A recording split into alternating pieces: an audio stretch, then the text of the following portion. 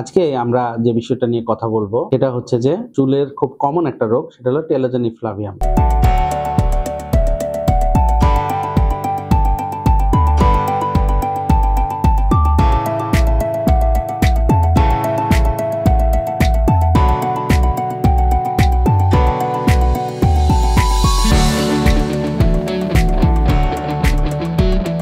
আসসালামু আলাইকুম, আমি ডাক্তার মোহাম্মদ আলমগীর রেজা, চর্ম যৌন রোগ বিশেষজ্ঞ, কাজ করছি doctor Alamgir Reza skin and sex research সেন্টারে এবং রাজশাহী মেডিকেল কলেজ হাসপাতালে। আজকে আমরা যে বিষয়টা নিয়ে কথা বলবো সেটা হচ্ছে যে চুলের খুব কমন একটা রোগ, সেটা হলো টেলোজেনি ফ্লাভিয়াম। এটা এক ধরনের চুল পড়া, মানে আসলে চুল পড়াকে আমরা যেভাবে দেখি যে চুল পড়া তো চুল পড়ায়, কিন্তু এর মধ্যে অনেক রকম ক্লাসিফিকেশন আছে। তার আগে আপনাদেরকে একটা ছোট্ট করে বলতে চাই, আপনাদের ভালোবাসায় doctor Alamgir Reza skin and sex research centre আজকে অনেক দূর এগিয়ে গিয়েছে এবং আমরা যেটা করছি যে আমরা চুলের জন্য স্পেশালাইজড একটা সেকশন খুলছি, সেটা হচ্ছে যে doctor Alamgir Reza hair research and PRP centre. আমরা এখানে শুধু চুল নিয়ে কাজ করব।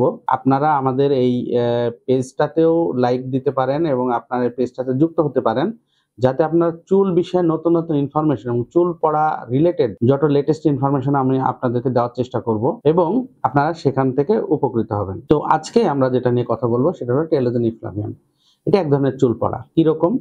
এটা মূলত আপনাকে যদি আমি খুব সহজ ভাষায় বলি, স্ট্রেসফুল কন্ডিশনে যদি কোনো মানুষ থাকে তার কারণে চুলটা পড়ে যায়, যেমন ফিজিক্যাল এবং মেন্টাল স্ট্রেস। আচ্ছা, কি কি হতে পারে? একটা ধরেন টাইফয়েড জ্বর হলে মাথায় চুল পড়ে যায়। এটা কিন্তু এখন টাইফয়েড জ্বরের যেহেতু খুব ভালো ভালো অ্যান্টিবায়োটিক বের হয়েছে, এখন খুব একটা পাওয়া যায় না এই রোগীগুলো।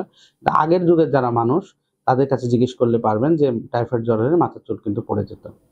তারপরে ধরেন যে কোনো ধরনের সার্জারি, বড় ধরনের সার্জারি, ধরেন আপনার গল ব্লাডার অপারেশন হয়েছে বা সিজার হয়েছে বা যে কোনো সার্জারি, এরপরে কিন্তু চুল পড়ে যেতে পারে। এরপরে একটা মানে মেয়েদের জীবনে একটা খুব গুরুত্বপূর্ণ অধ্যায়, সেটা হলো প্রেগনেন্সির সময় বা প্রেগনেন্সির পরে কিন্তু চুল পড়ে যেতে পারে। তারপরে ধরেন যে আপনার যে কোনো ফিজিক্যাল স্ট্রেস, আপনি দিনের পর দিন কাজ করছেন, খাওয়া দাওয়া ঠিক মতো হচ্ছে না, ঘুম ঠিক মতো হচ্ছে না, এই কারণে কিন্তু আপনার চুলটা পড়ে যেতে পারে। এরপরে যারা ডায়েট করে, হঠাৎ করে আপনার স্বাস্থ্য শরীর বেড়ে গেছে, আপনি কিন্তু ক্রাশ ডায়েটে চলে গেলেন। আপনি হয়তো এক সপ্তাহের মধ্যে 10 কেজি ওজন কমানোর চিন্তা করলেন, একেবারে খাওয়া দাওয়া ছেড়ে দিলেন। তো এতে আপনার মাইক্রোনিউট্রিয়েন্টসের যখন ঘাটতি হবে তখন কিন্তু চুলটা পড়ে যেতে পারে। এরপর যে বিভিন্ন ধরনের ক্রনিক ডিজিজ, যেমন সিস্টেমিক লুপাস ইরিথ্রোমাটোসাস বা ক্রনিক কিডনি ডিজিজ বা এই ধরনের মানে দীর্ঘদিনের যে রোগগুলা অনেকের থাকে, সেই রোগ দীর্ঘদিন বহন করার কারণে তাদের কিন্তু চুল পড়ে যায়। এরপরে বিভিন্ন ধরনের ঘাটতি, যেমন হচ্ছে যে আপনার আয়রনের ঘাটতি বা জিঙ্কের ঘাটতি বা এই ধরনের যদি কোনো মাইক্রোনিউট্রিয়েন্টসের ঘাটতি হয়, সেক্ষেত্রেও কিন্তু চুল পড়ে যেতে পারে। এরপরে আমরা যেটা জানি সেটা হচ্ছে যে কিছু ওষুধ আছে যেগুলোর সাইড ইফেক্ট হিসেবে কিন্তু চুল পড়তে পারে, বিশেষ করে বিটা ব্লকার জাতীয় ওষুধ, তারপর হচ্ছে অ্যান্টিকোয়াগুল্যান্ট, রেটিনয়েড, তারপর হচ্ছে যে কার্বামাজেপিন, বিভিন্ন ধরনের অ্যান্টিবায়োটিক, কেমোথেরাপিউটিক এজেন্ট, এগুলোর কারণে কিন্তু চুল পড়ে যায়। এরপরে আমরা যেটা বলতে পারি একটা গুরুত্বপূর্ণ বিষয়, সেটা হলো থাইরয়েডের ডিজঅর্ডার কারণে, বিশেষ করে হাইপোথাইরয়েডের কারণে কিন্তু চুল পড়াটা অনেক বেশি হয়। তো মোটামুটি এগুলো হচ্ছে যে আমাদের যে কারণগুলো কারণে আমরা এই চুল পড়া রোগটা হয়।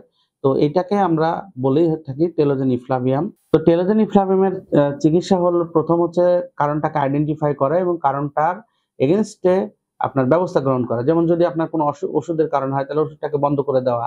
যদি আপনার কোনো মাইক্রোনিউট্রিয়েন্টসের ঘাটতি থাকে, আয়রন বা অন্য কিছুর ঘাটতি থাকে, সেটাকে মানে কাউন্টারঅ্যাক্ট করা। আর বিশেষ করে ফিজিওলজিক্যাল যেসব কন্ডিশন, যেমন ধরেন যে আপনার প্রেগনেন্সির কারণে বা অপারেশনের কারণে বা এই ধরনের কারণ যদি হয়, তাহলে কিন্তু কিছু ভিটামিন, মাইক্রোনিউট্রিয়েন্টস এগুলো দিলে আস্তে আস্তে এমনিতে ঠিক হয়ে যায়। তো আজকে এই পর্যন্তই। আপনাদের এই ধরনের কোনো যদি অসুবিধা হয় তাহলে আপনারা কিন্তু আমাদের কাছে আসতে পারেন। Doctor Alamgir Reza hair research and PRP centre থেকে আপনাদেরকে স্বাগতম। আসসালামু আলাইকুম।